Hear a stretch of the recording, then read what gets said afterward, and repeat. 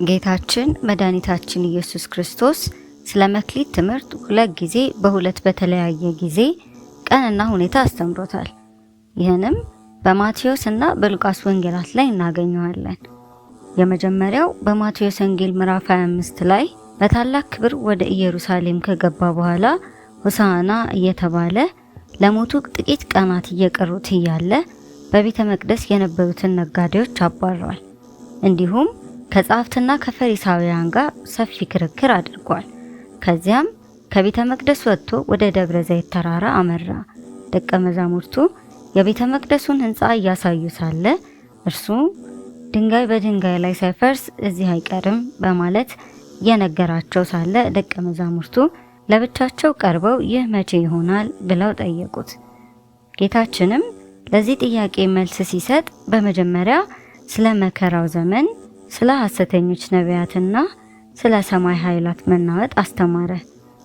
ይህን ተከትሎ አማኞች በድንገት ለሚመጣው የጌታ ቀን እንዴት መዘጋጀት እንዳለባቸው ለማስረዳት ምሳሌዎችን እየመሰለ አስረዳቸው።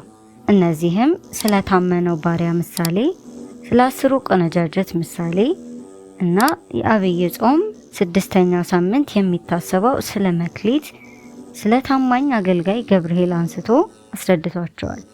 በዚህም ይህ የመጀመሪያው ያልነው የመክሊት ትምህርት በደብረ ዘይት ተራራ ለደቀ መዛሙርቱ ለሐዋርያት ያስተማረው ትምህርት ነው። በዚህ ትምህርት ላይ ለአንዱ 5፣ ለአንዱ 2፣ ለአንዱ 1 መክሊት ሰጥቷቸዋል።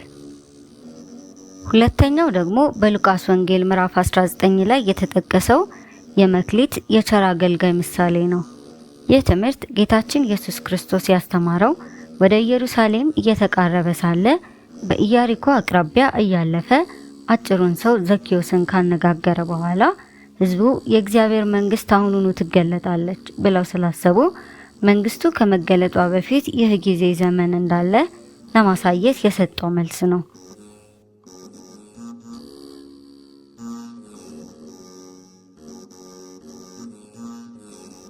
ታዲያ እነዚህ ሁለት ምሳሌዎች ሁለቱም ለማትረፍ የሚደረግ ጉዞን የሚገልጹ ቢሆንም ጌታችን ኢየሱስ ክርስቶስ በተለያየ ቦታና ሁኔታ ማስተማሩ የተለየ ትርጉም የሚሰጠው ነው። ይህም በደብረ ዘይት ለደቀ መዛሙርቱ ሲያስተምር ወደ ሌላ ሀገር የሚሄድ ሰው ብሎ ራሱን ከዚህ ዓለም ወደ ሰማይ የሚያርግ መሆኑን፣ 5 መክሊት ለአንዱ መስጠቱ 5 አዕማደ ምስጢራትን አምነው ሌላውን እንዲያሳምኑ እንዲያተርፉ፣ እንዲሁም በ5 የስሜት ሕዋሳት ተጠቅመው እግዚአብሔርን እንዲያገለግሉ እነዚህን ሕዋሳት ከኃጢአት ጠብቆ ለበጎ ስራ ያዋላቸው ሰው ማትረፉን፣ በተጨማሪም በ5 የኦሪት የሕግ መጻሕፍት ያሉትን ሕግጋት መጠበቅን 5 መክሊት ብሎ ሰይሞ አስተማረ።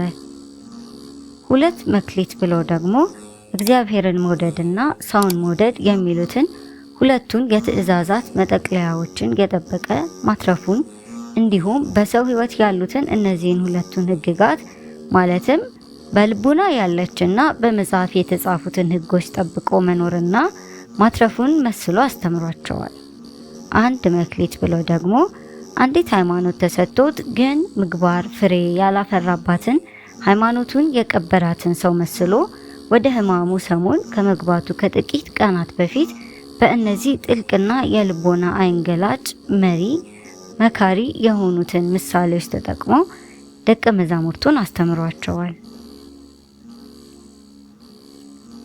በሉቃስ ወንጌል የምናገኘው የማትረፍ ጉዞ ላይም እንዲሁ ምናን የተባለ የግሪክ ቃል ሲሆን በወቅቱ የነበረ የገንዘብ መለኪያ ነው።